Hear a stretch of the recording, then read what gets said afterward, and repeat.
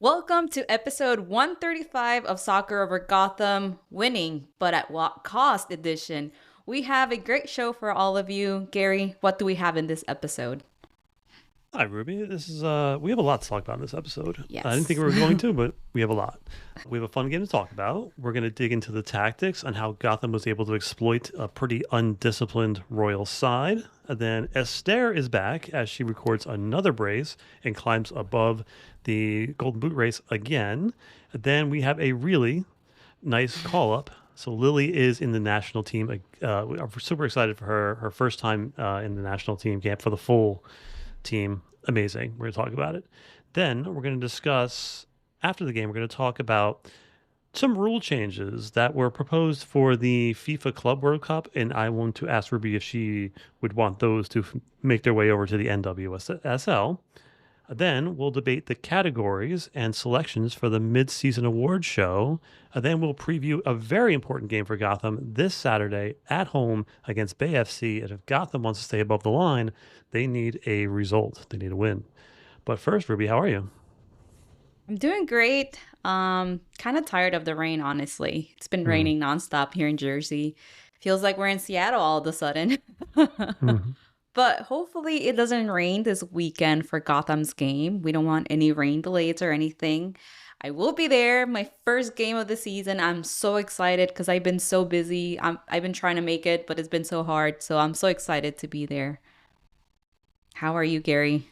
I'm good. I am still mad. Like randomly, like yesterday, I was just sitting there and I'm like, and I just started thinking about that when they took away the goal from the stair, and they're like Yeah. the KC defender was diving backwards and had to stretch to reach the ball. Therefore, it's not a deliberate play. I was like, get out of here. Who remembers that rule except for Chesky? Gosh, Of it course. just randomly makes me mad. So New York sports, women's sports roundup. The Liberty are 10-1. They're still the best basketball team in New York. There it is. I Wow. said it. Brooklyn FC announced their off-season moves as their season ended. There's a lot of cuts, but the players that we wanted to interview are still on the team. So I'm going Woo. to circle back around and see if we can get them on the podcast. That's going to be a lot of fun. The Sirens are retooling their roster after a very disappointing season. This is their second disappointing season. So changes need to be made, and their season Yes. starts back up in November, so they got a lot of time to get stuff right. Now, fans, just to give you perspective, we have the best supporter club in the sport, which is Cloud9. And every year they do Pride Raiser, and we're part of that every year. We love donating to that. It's an amazing, amazing organization. It does great things. So there have been 8 goals for Gotham so far in their run, so that we have a total pledged of $3,240 per goal so far. Now, all the proceeds go to the Ali Forney Center, it protects LGBTQ youths from harm and homelessness and empowers them with the tools to help them live independently. It's an amazing organization. And to date, Cloud9 has raised $36,000 to this charity over since I think 2021. So this is why That you join is supporter crazy. groups.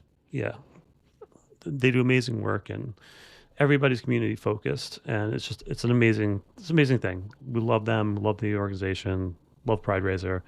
And there's things like 2 days to get in on it. So give it a shot.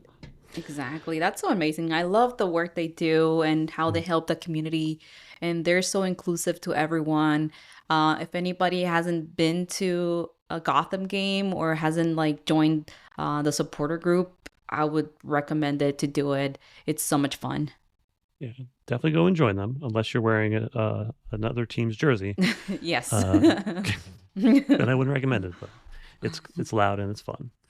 So everybody, following this weekend's game, we're going to do the mid-season award show, which is always fun. We try to get a guest commentator to come in and help us out, which I'm working on that. However, find us on Twitter. We're going to try to do it on Instagram as well. That's your project, Ruby. Let's go. Yeah. So join us there for the mid-season awards show voting, and get to the team news. So this is a really impressive call-up. All right, I'm going to stop. Lily Reel got called up to the national team along with Emily Sonnet, and Rose Lavelle is back in the squad. Just your thoughts, Ruby, on more Gotham call ups. Yeah. I mean, I think this is the first year that we haven't had like seven like players called up to the national team. But Hmm. I am so happy for Lily to get this call up. She's so talented. I know I saw something special in her. I called it. I was like, Emma Hayes, you need to take a look at Lily Real. And now she's in the roster and for the call up. So I am so excited and also so happy to see LaBelle back with the women's national team. Now she's back. So I'm excited about that too. And we have Emily Sonnet, which she's a regular now. She's a veteran. Yeah, I think somebody out there can correct me if I'm wrong, but I think Rose has more appearances for the national team than she has for any of all of her club teams combined. So, I believe that because I yeah. think I seen her play in more national team games than club. Yeah, so she's been a regular, and it's good to see her back out there for them as well. But for Lily, obviously coming into the off season, picking up Lily Reel, picking up Shapansky, we're going to talk both of them later on a lot. But I knew Lily was going to be amazing because you just saw her portfolio at UCLA, and she's just an incredible athlete, incredibly smart, and it's just a different kind of athlete. And coming onto, I knew she was going to be good. And I said Sarah was going to surprise everybody, but I knew Lily was going to be fantastic. And she has done nothing but impressed. She is in the top 80th percentile or higher in non-penalty goals, progressive carries, successful take-ons, tackles, and aerial duels won. She's leading most rookies and left backs in a lot of categories, and she's been a killer. 956 minutes played over 12 matches, 1 goal, 1 assist. She's created 8 chances, 9 successful crosses, 22 tackles won, 14 interceptions, 40 recoveries, and 1 yellow card, and a 7.00 on FOTMOB, which is an excellent for a rookie for as Yes. many minutes she's played. Yeah, we still have more matches to go. Those are some solid numbers for Lily, Hmm. and honestly, 956 minutes over 12 matches. That's just consistent present there. She's clearly earned her spot, and even if it's just 1 goal and 1 assist, all the other stuff just stands out. 8 chances created, like you said, 9 successful crosses. All of that is just impressive. And what really jumps out to me, though, are the defensive stats, like you said, 22 tackles won, 14 interceptions, 40 recoveries. That's just amazing. And that shows she's locked in that position, and she can read the game really well. I love that. Only 1 yellow card. That's really good too. We know that she didn't really start her season well with that like own goal, but she has recovered and she's made up for that even like pretty much twice now. And yeah, I love that like we're planning to interview her after the July camp. She's definitely uh she has also earned the spotlight and we want to get to know her and know her story. So hopefully we get to know her a little better. I put in the request, and it seems to be accepted. But it looks like it's going to be in like sometime in July, which fine. Nothing else is going on in July, so we're going to do some special shows in July. But I'm looking forward to talking to her. She seems like an amazing person, and she seems to be a lot of fun. Again, I can't wait to talk to her. It's going to be good. Now, Ruby, we got to talk about this game. This game was fun and different, Yes. and it's a must-win. I mean, it's hard to say it's a must-win. It's still, the first half of the season, but for Gotham, it kind of feels like it is. Just because of the poor results in the past couple of games just haven't gone their way. Not that they played overly poorly, but just they need something to get going into the Yeah. into the break and get above the line. Right? Utah is 5-1-3 against Gotham all time, which seems crazy because they've always been like bottom of the table, but Mm-hmm. Gotham has beat them one time. So Utah is last in the FOTMOB ratings. They are second to last in goals scored and goals conceded. They had 1 clean sheet for the entire season. They're last in crosses and tops in fouls per match, just over Gotham. The most interesting thing about this lineup going in is the insertion of Bernina at right wing again. Obviously, Midge Purse is gone. You have Stevens is out. Gabby is out. need players to fill in that role. And just good to see Brunina back out there. Your thoughts on adding Brunina to the roster? Telling you, Gary, every time you say if Gotham's not going to give her minutes, they should let her go to another team where they're going to actually play her. And then, boom, she's starting for Gotham. So you texted me that night and I was like, you see, you said something and then she's starting. I thought that was funny. But hey, I feel like this with this lineup, Gotham is just working with what they have. And there's not much right now. So we have Mitch out, like you said, Stevens out, Gavi out. So that's a lot of players out. So I'm glad that Bernina got the opportunity to come in and show us again why she's at Gotham. Yeah. Another things to watch is Martin is on the bench again. Lavelle's on the bench. Hasbo, the new player, is on the bench. And Ryan Campbell's on the bench. More on her later. So, Gotham is coming into this game, and Utah is a low pressure team. Teams generally do this when they are not playing very well. They want to defend their goal as much as possible, so they become a low pressure team. A low pressure team just basically sits in, invites pressure, and tries to catch teams on a counter. They try to suffocate the opposing team's attack and launch a counter attack. This works really well when you're a team like Orlando, or you are KC, when you have Shawinga, you have Banda who can help you break out, and you can sit 9 players behind the ball and have them to get out of pressure. Yeah. It doesn't work as well for Utah because they don't have the players to do that. Exactly. I feel like they are waiting on Sentinor to be that player for them. She kind of is. She's a impressive player. She is really impressive, but the thing is, again, they cannot like give all that responsibility to one player. Yeah, she can't do it alone. Yeah. You're right. Sometimes this is also called negative soccer, but it's just basically sitting in a low block. You're defending 25, 30 yards of the pitch, putting all your players there, and then trying to hit on the counter. And we've had to have faced this low block the past couple of games, and Gotham has had a hard time breaking it down. And the reason for it, and I've been complaining about this, is that everything has been too central. You'd have Esther central, you had mid central, you had Jay central, you had Stevens central. So it's just this block of players right in the middle of their block, and it's just impossible to break down a team. So what you have to do is you have to pull them apart. And this first goal, Ruby, is exactly like, go back and watch it. This is exactly how you break down a low block. Brunina in this game does stuff that's not on the stat sheet. Her font mob was like 5 something, but like she did all the right things to unlock Utah's low block. And in this goal, Ruby in particular, Brunina has been pinning herself to the sideline, really giving the width of the field. She receives the ball. She comes inside, drags 2 defenders with her. She's got the left back and she's got the central defensive midfielder with her. Then Manny Freeman comes into the frame. This brings a 3rd defender into the frame.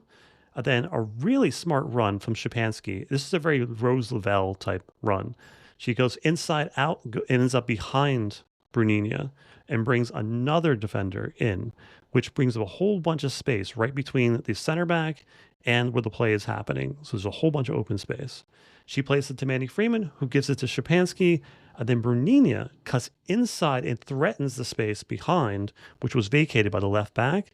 So now the center back has to be aware of that space and takes 1 or 2 steps towards Brunina, which gives Esther just enough space to just run the channel. And then what can be said about Sarah's service? That ball was on a dime, and Esther just had to just put anything on that, just get any part of her body on that ball, and it was going in the back of the net. Amazing goal. Yeah, such an amazing goal. And yes, exactly. That's really what stood out to me too, how intentional Gotham was in pulling Utah apart. That first goal was such a great example of how spacing, if movement, create opportunities. Bernina staying wide was key. She did not get the assist, but she absolutely was a reason that channel opened up for Esther and for Shapansky, making that overlapping run so smart. It was so smart. It was amazing. And yeah, that goal was great. Her patience, her ability to just draw defenders to her and just be calm and patient and allow the play to develop was awesome. Again, good on Bernina. I would like to say that I guess, wow. Was that thunder? Yeah, it was Thunder. Oh my God, that was so loud. Yeah. So the problem with Utah is their communication. So Utah is just not communicating. You saw that directly after Mm. this goal, both the center backs were like yelling at each other, like, "Why did Mm-hmm. you leave Esther alone in the middle of both of Yeah. us?" Gotham just basically pulls them apart, and Jace makes a great run into the midfield, a great turn, and Howell makes a fantastic run through, and Jace plays her through, and Howell doesn't know what to do with herself. She's got her head up and she's looking around like there's got to be someone to pass to. I can't be doing this by myself. There's got to be someone Yeah. to pass to. And she's like, all right, if no one's going to tackle me, if no one's going to come and get me, I'm just going to go run right to goal. And she scores her first professional goal. Amazing for her. Was just awesome. I know. The look in her face was like, am I really like doing this alone? Yeah. But yeah, like you said, Utah's back line just looks so disconnected. That Mhm. second goal really highlighted how like like one miscommunication can break a defensive shape. And Jay's reading that perfectly. Oof. Drew them in, then slipped through. It was like nothing. And Howell getting that goal, that moment alone, she couldn't believe it. She was ecstatic. Like you said, that look, she's like, where's everybody else? She took it by herself. I'm so happy for her. I felt like it was coming though. Mhm. The center backs for Utah, their game plan was to just sit right on Astaire. And then once Mm-hmm. Howell broke through, one of them should have went to Howell, but they were still stuck on stuck on Astaire, and Astaire kept Yeah. just dragging them a little bit further to the far post, a little more to the far post, and Howell had that little lane. Amazing for her. It was crazy because when you heard it on the broadcast, you're like, "That's her first goal." I That know. I was like, doesn't sound right. for a second, I thought it was her first goal with Gotham, but Yeah, then they said it again. I was like, oh, her first like NWSL goal. Crazy. yeah. Then again, if you see her shooting for the past half a season, maybe it's not so surprising. 'Cause she's always high or wide, leaning back. Yeah. But so anyway, Gotham basically just dominates Utah from here on out. And Astaire, being Astaire, pulls one of the defenders to the right, waits. Her first move away from the defender was really slick.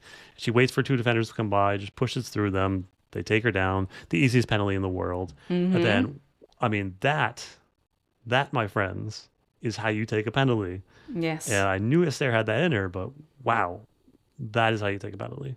Powerful. Yeah. She didn't even think about it. She looks so confident in like while taking that penalty. I feel bad for Mandy because Mandy was with Gotham and she did not want to lose against Gotham because that was her former team, but I'm Mhm. sorry. You cannot go against Esther. She's NWCL champion and World Cup champion. Yeah. Power, conviction, pace, put it against the Mhm. post. There's no keeper in the world is saving that one. Incredible. So that's it, Ruby, right? We just pack it in and that's the rest of the game. And just Gotham just has to just be cool and just see this one out. And then chaos. Chaos. Playing out of the back, very lazy out of the back. Uh, Carter gets turned over, pulls a player down. Mandy is in range, but I will say this. I think it was a fair call after last week. Like, I don't, again, we don't talk about the refs often, but like in this game, I don't know this ref's name, and that's probably a good thing because that's the way it should be, right? Just be the ref. I don't have like a reputation like our last ref. So I think the ref did a good job. I think it was a right call to make. Hmm. It was silly because you don't make that challenge. Let her go. Obviously, Burger's out of goal, but whatever. So it's 3-1. Like Utah is not coming back from Yeah. from in this game. Just let her go. It was silly to take a red card in that position. Just ridiculous. Yeah, it was. And it was at the 86th minute. So it was about to be over, Hmm. plus the additional time they were going to add. But still, I'm with you. That should have been like done and over. You're up 3-0. you had the control, you controlled the tempo, just managed the last few minutes, walk away with the 3 points. Mhm. But the red card, it was just unnecessary for Carter. And at first I was like, okay, yellow. Yeah, it's a yellow. But then when you saw the VAR in the replay, you're like, okay, yeah, that was clearly like if she didn't bring her down, if Carter didn't bring Utah's player down, that was most likely 99% chance that was going to be a goal. But yeah, Yeah. it was a silly red card for her. Like you said, a 3-1, they still would have gotten the 3 points. It was just tough. Uh, Again, she was initially given that yellow card, but after that review, she gets the red. And now with the suspensions coming, Gotham's depth is really going to be tested.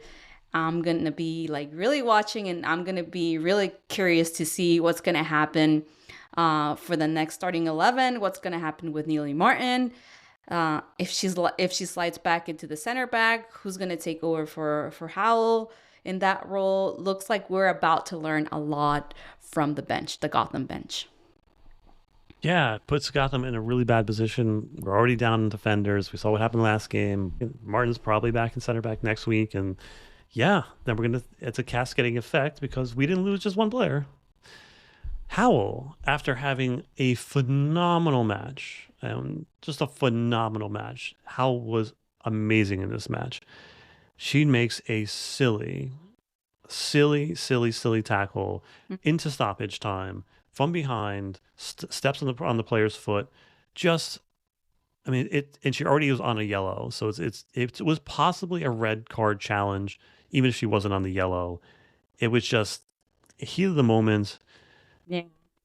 frustrating. Yeah, like I feel sometimes she goes in a little too hard. So maybe she needs to like calm down a little. I Yeah. mean, I love her intensity, but you also have to measure your intensity while going to the ball. Make sure you actually going for the ball and not for the player. hmm Yes, and as you said, with Martin going back probably to center back next game, who fills in the midfield? Because we're going to have Taryn Torres as our only midfielder.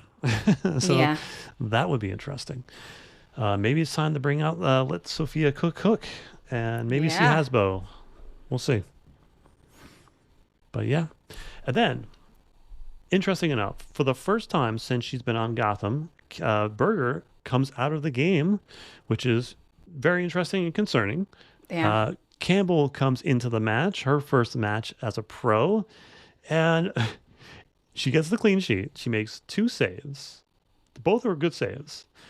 The first one was hilarious. Hilarious. The shot from like 35 yards out.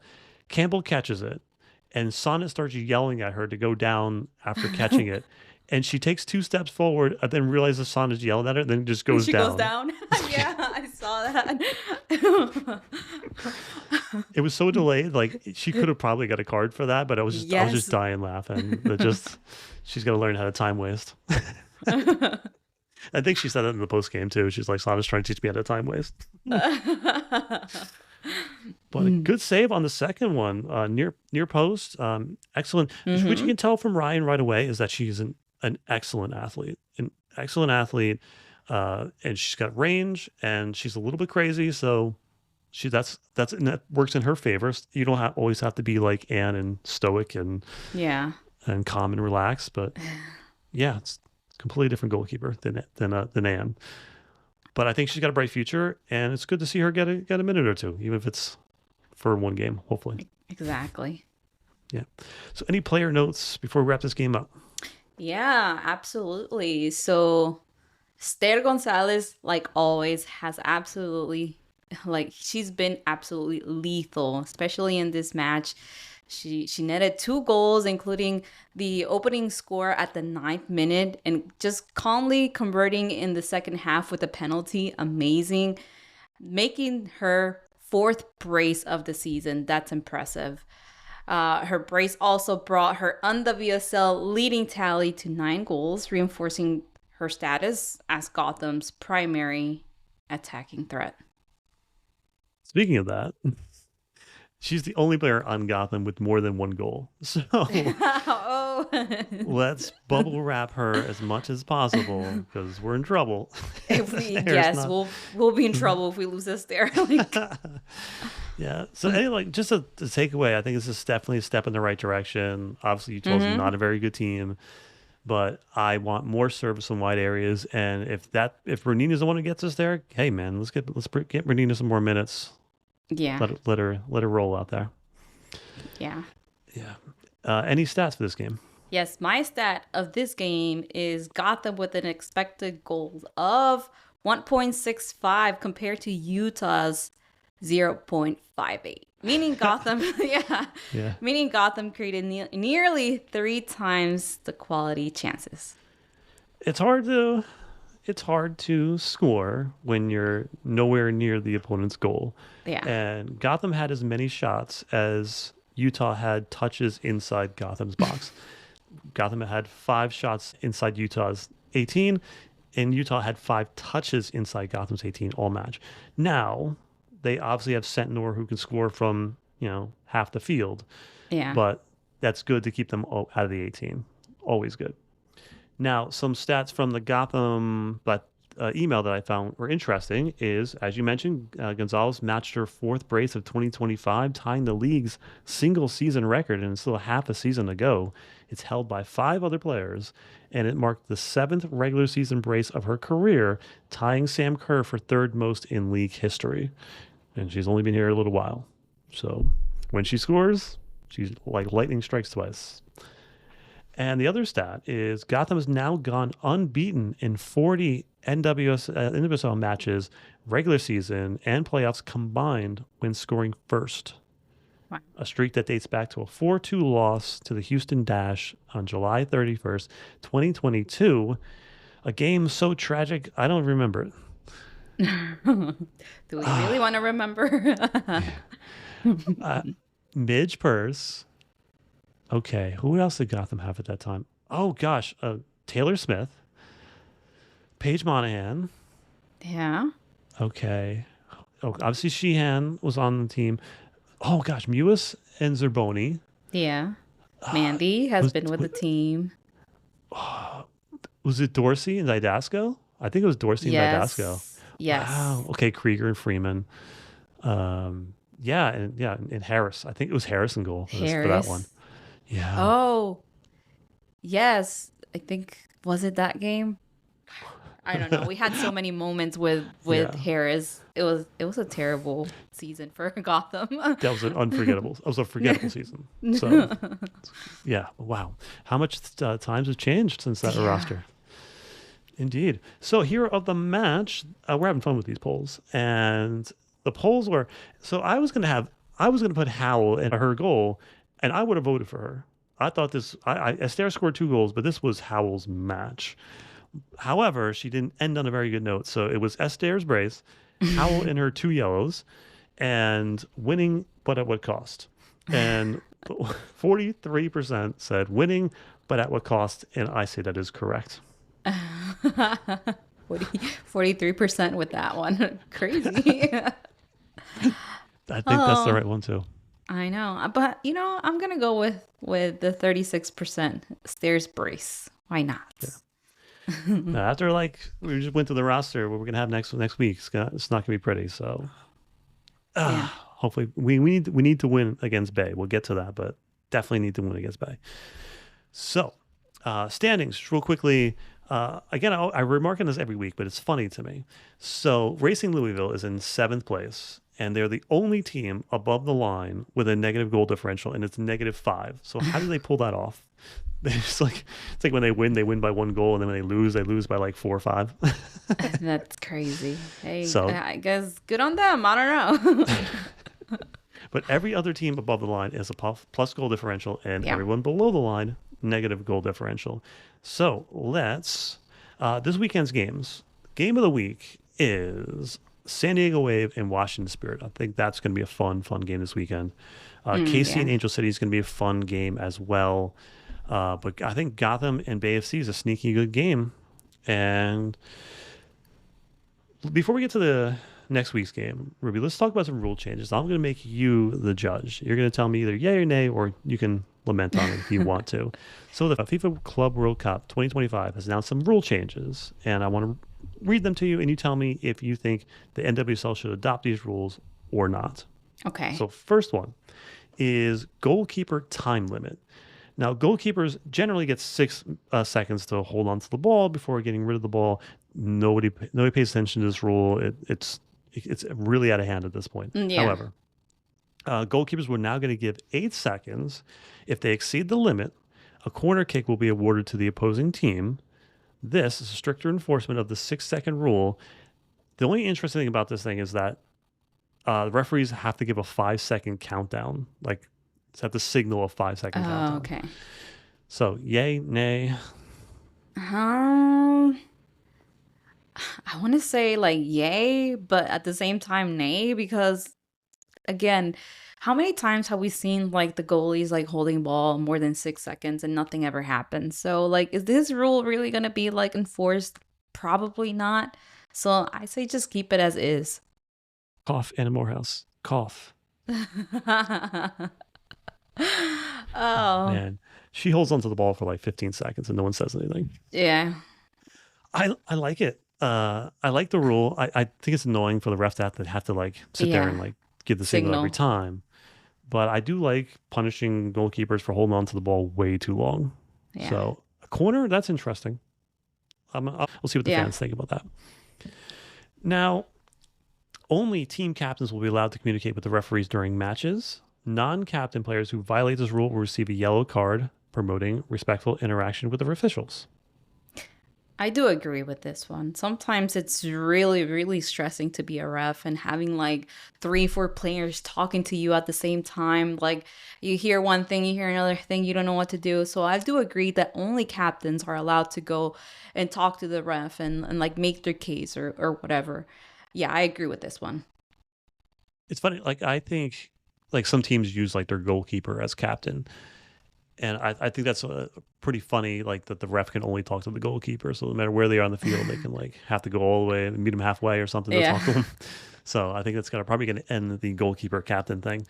But I like this just because, as you said, like just surrounding the referee every time there's a call is ridiculous. And random players just getting up in their face is just ridiculous. Mm-hmm. So I think for now, I think that's that's a good thing to do.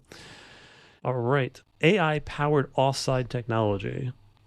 Basically, it's going to be AI is going to be watching offsides, Yeah. and it will be around 10 centimeters or 4 inches is the threshold for AI kicks in Yeah. and automatically signals offside. I don't know. I thought we already had like AI stuff doing this, There's but video review, but I guess it's just like this. It's signaled. yeah. So I guess instead of the ref holding the flag up, there's like maybe Yeah. like a beep or Yeah. something goes in the ref's ear that says it's offsides. Yeah. I mean, technology and the game is going towards that direction where technology is going to be used within the games. For example, for the NWSL, we barely got the VAR in 2023. So I'm not sure if the NWSL is going to get this, but if they ever do, like, hey, yeah, it would be fair, especially with a lot of calls that don't get called. Yeah, if we're going to ask refs to act like robots, then let's bring in the robots.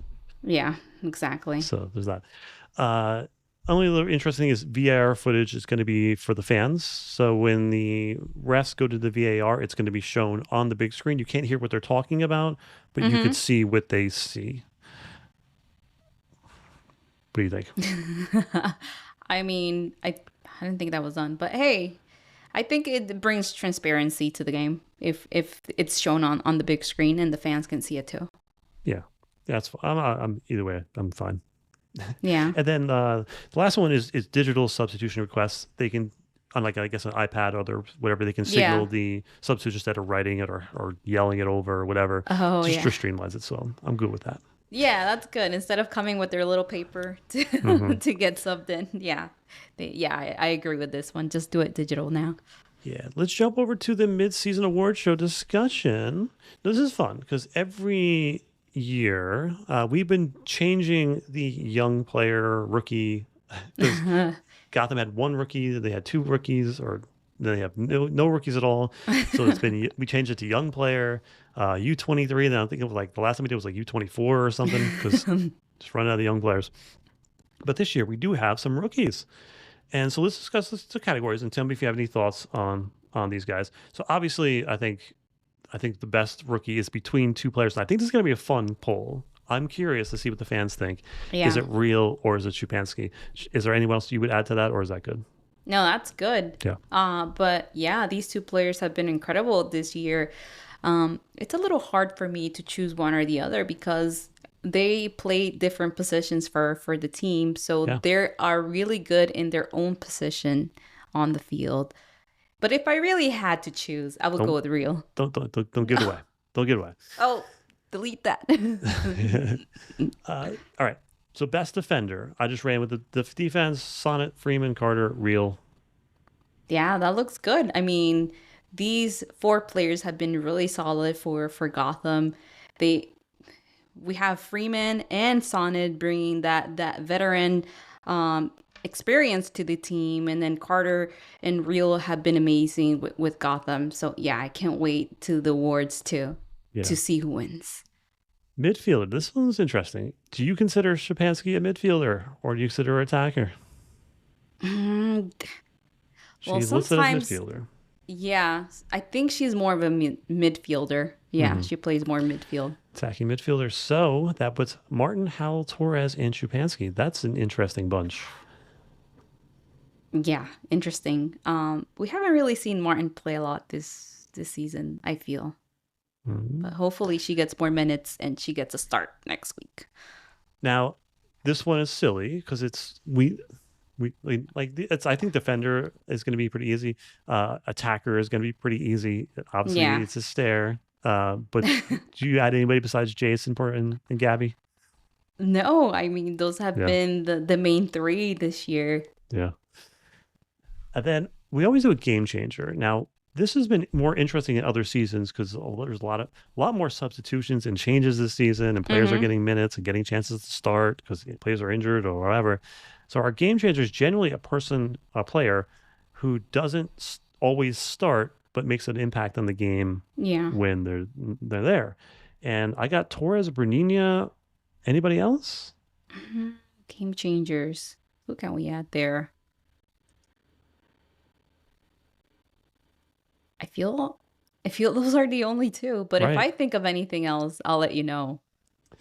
Yeah, and then MVP. This one I definitely want to need your help on. So we have Esther, we have Ooh. Sonnet, we have Howell and Berger. Anybody we should be taking off, but done? No. This is a good That's list, good? yeah. Okay. Sounds good to me. Oh, maybe add a Real.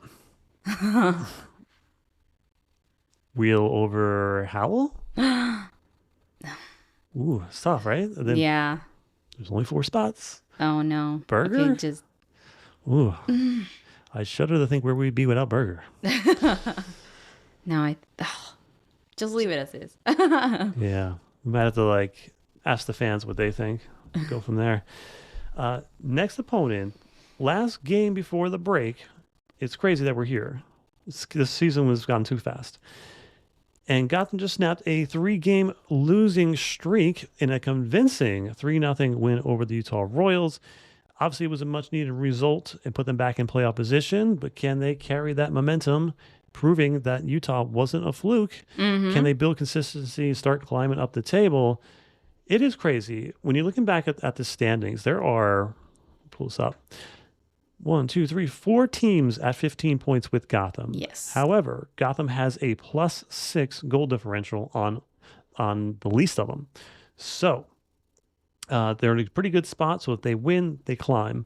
And the team above them has Racing Louisville at 17. So they can leap Racing if they lose. Now, Bay is an interesting team because they have been all over the place this season. They've had some controversy in the back end, and then they just played Orlando, and they had 20 shots against Orlando, which is hard to do. They had a plethora of scoring chances, but just couldn't find the back of the net. They're obviously Kudananji always causes problems, and she causes problem for Gotham. She's always a player you have to watch out for. And Penelope Hocking is in good form as well. She's been scoring, but can they get up the field? Can Gotham pin them in? We'll see what happens. What are your thoughts, Ruby? Yeah, definitely we'll see what happens. Especially having two players down, which is Howell and Carter out of this match. Again, like I said earlier, this is really going to test Gotham, and we're really going to see what they're all about and see if they can actually win against Bay FC. Like you said, Bay FC is a great team. So we've been having a little bit of trouble with our defense, and 20 shots for a team, that's a lot. Hopefully, Gotham will be able to navigate through that, and Stair will come up again and start scoring for us. But again, Esther also needs some help. So hopefully, and I know that all these defenders are going to be all over Esther again. So we need people to start stepping up to the plate and start contributing to the team. It's going to be hard because some of these players have not played together in a match. So again, this is really going to test Gotham. And like you said, we're going to see if this was not just a fluke against the Utah Royals. I'm watching the midfield with you, Ruby. Mm-hmm. Now that we're down probably Martin and Howell, it's going to be interesting because Bay's strength is their midfield, and they create most of their scoring chances coming out of the midfield. So Gotham has to be able to dominate the middle of the park. And if those two aren't there, who's going to step in and step up? Who knows? I'm hoping that Gotham continues to play like they did against Utah, spread the field, pull those teams apart, a lot of wide plays, some more wide crosses, and I want to test this keeper. It's a young keeper, and so I would trust him from outside the box. Take any shots you want. Yeah, I would like to see Hasbo in this game. Hopefully, she's ready. Yeah, that would be a good way to test her. Maybe maybe Rose will get a start this time. So Yes. we'll see. We'll see what happens. Rose on the field, I feel a lot better about this Yeah. this situation. So good vibes going into the break. That is my manifestation. What's yours, Ruby? For me, would be for Midge to be back soon. No doubt. More Yeah. likely, not until after the break, but they have not mentioned or updated us yet on what's going on with her. So Yeah. who knows? Any random thoughts before we head out? Just one random thought, and I'm really proud of myself. I'm getting better at pickleball. Okay. Yeah, I've been playing once a week for the past like 2.5 months, and maybe I'm ready to like start playing a little more. The only thing is that it's been a little like a little much on my knee because I hurt my knee playing soccer when I was younger. So now, yeah, so when I play now, like my knee the next day is kind of like, oh, it feels a little tight. So whatever. But yeah, I try not to push it. But yeah, for now, just once a week. But I'm really happy that I'm really getting better at pickleball. I'm going to have to try it. Yes, you have to. It's really fun after like you get it, like you learn it and you get into it. It's really fun. Let's jump to the break. Let's go see y'all at the game. Let's go. Let's go.